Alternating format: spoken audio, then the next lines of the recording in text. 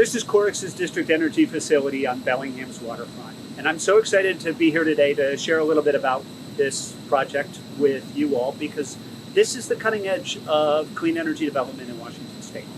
This facility is taking waste heat from a nearby power plant and waste heat from buildings that are part of this network on Bellingham's Waterfront to provide all of the heating needed for all of the buildings that are here now, all of the buildings that are gonna go up in Bellingham's waterfront over the coming years, and potentially could expand to provide heat for Western Washington University and other parts of Bellingham.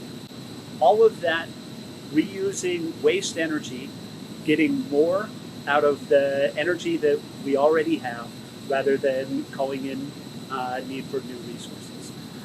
Efficiency is the least cost option for providing for our energy needs. At the same time, I'm also really excited about this because this is exciting news for our workforce. Putting in pipes to distribute hot water is the same skill set as putting in pipes and infrastructure for fossil fuels. But that gives us a way to talk to those workers and those companies that historically have been part of the fossil fuel economy and say, hey, we've got work for you, we've got a future for you. Your skills are going to be valuable as part of our clean energy future. That's what this facility represents, and that's why I'm so excited to share it with you. So this is Jeff Giffin with CORIX, and wanted to dig a little bit deeper on how this facility operates. Can you tell us how does a district heating system like this work?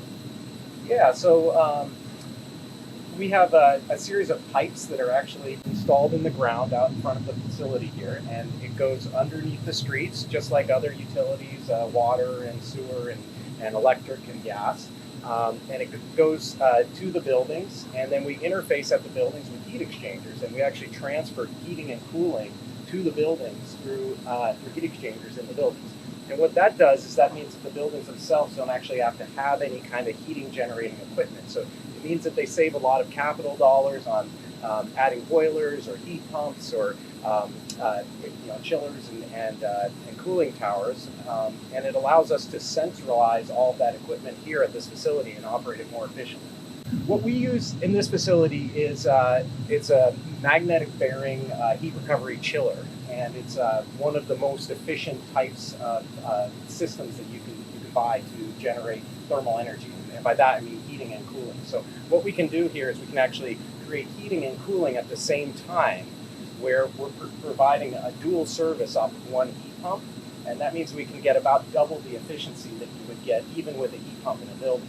And if you compare that to like a natural gas boiler that's running at maybe 90% efficiency, we're commonly seeing efficiencies here of over 800%. So 7-8 times more efficient than the most efficient boiler out there. Correct. And so we've got the first few buildings connected over the last few months here, and up and running, working well, and lots of room to expand, right? Yeah, that's correct. We have enough capacity right here to add another 2 or 3 buildings to the system. And then we've got space to actually add additional modules and additional heating and cooling capacity as time goes on. So the idea is that we can expand as the development grows. Like I said, this is the forefront of clean energy development in Washington State. Really excited to have a chance to share it with you all. Thanks for being here. Thank you.